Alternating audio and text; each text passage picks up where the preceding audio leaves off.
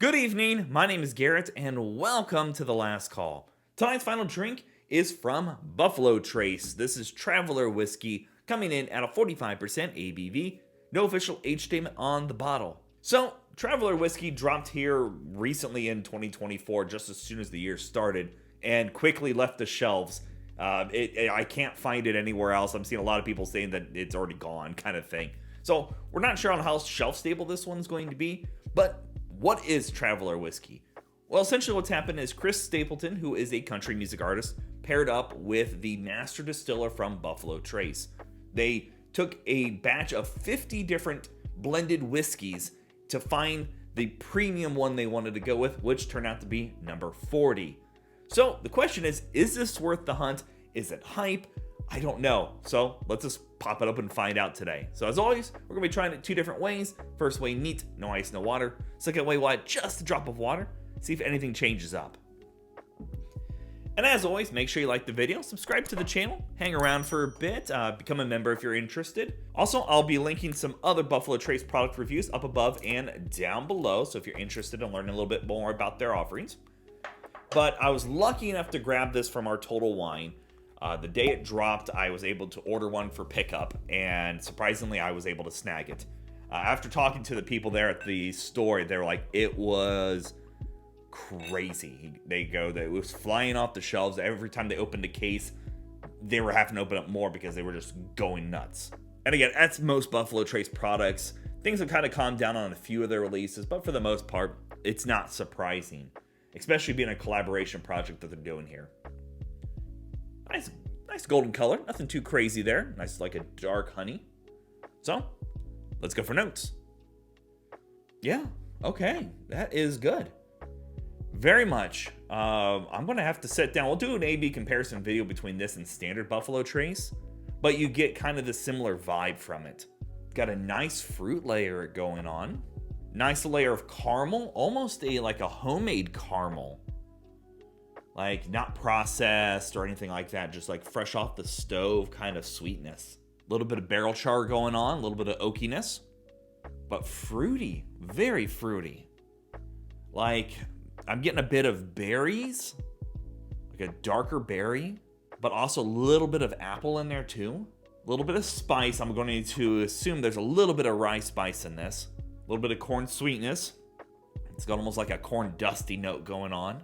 But overall, very solid nose. Nothing that's screaming as like a uniqueness or anything kind of mind-blowing. But a really solid on the nose. But let's go for a taste. Yeah, there's a lot of similarities to this in Buffalo Trace. At least with a lot of their releases. It's a little oaky. It's got a nice fruit layer going on. Got that little bit of oak vanilla caramel going on in here too. A little bit of spice. There is a little bit of like an ethanol going on, just a little bit, almost like a bitterness going in there, but it's pretty solid. Let's go for another sip. Yeah, I mean, it's got a nice kind of light char layer. I wouldn't quite say a toasted layer, but there's a little bit of just a light char.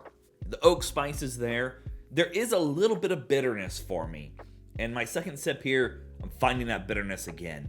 I don't know if it's from the barrel itself or from the blend, but there's just a slight bit of bitterness going on. I do like that fruit layer mixed in there with that bit of rice spice. It's got a nice herbalness to it with that bit of fruit, so it kind of lifts it up a little bit, not quite like a high rye build, but that's really solid. There's nothing offensive besides that bit of bitterness I'm finding right now. Maybe it's just me. Nothing mind-blowing about it.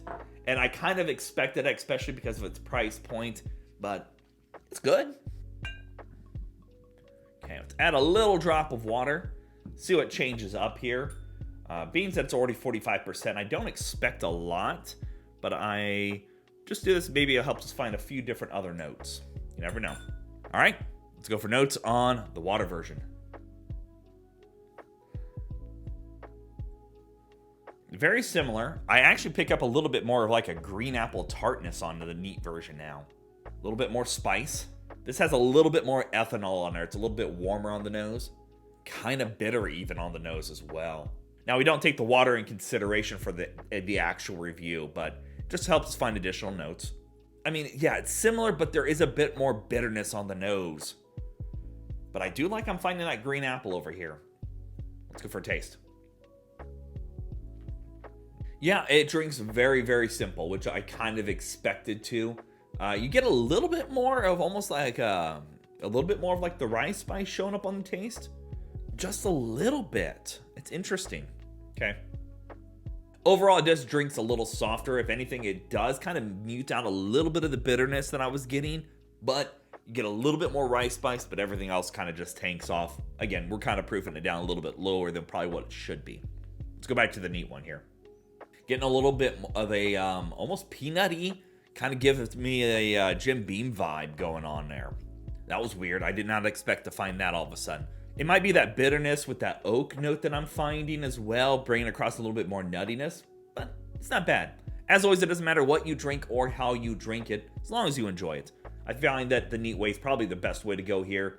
The water version just goes a little too mute for me personally. So, all right, let's talk about market price, because we all know market price is market price, and it's always going to vary. So I actually picked this up for $34, so not too bad. Already 24 hours later, the store that I picked it up from Total Wine went from $33.99 to $39.99 for what bottles they did have left. So they jumped it up as well. And looking online, it looks like most locations are pricing this in the $36 to $39 price range right now. We're not seeing any secondaries. I think it's still too new for that, but I don't expect it not to hit the secondary market. Did I say that right? But for all intents and purposes, I expect it to hit the secondary market at some point in time. I mean, it's not bad whiskey overall. It's pretty bog standard. There's nothing here that's going to wow you or make you just fall in love with whiskey in a different light. This is just a straight up blended whiskey. This isn't even a bourbon for the bourbon aficionados out there. It's a celebrity branded whiskey. I mean, it may not seem like it on the surface unless you do a little bit of research, but it is. And to be honest, it's okay. Would I pay $35 for it again? Probably not. I just don't think there's enough characteristics to it to warrant a $35 to $40 price point. In my market, I can pick up so many bottles in that price range that I personally think are better than this one. It just kind of falls a little average. Now, if this was between the $25 to $30 price range, I probably wouldn't criticize it as much. I just think the $35 to $40 price range is a little too high for it. Even being a celebrity-backed whiskey, I just don't think there's enough character here to warrant that extra cost, personally. But if anything, if you grab this in that price range before it hits secondary prices, but it's an average whiskey, so just go into this bottle knowing that. So yeah, there you have it, folks. Buffalo Trace Traveler Whiskey. If you have any questions about the bottle itself, let me know down in the comment section below. I will do my best to answer it. And if you have any specific spirits I should go looking for, also let me know down below. Love doing these reviews and sharing with you the experience at home. And as always, may your last drink of the night be the best one.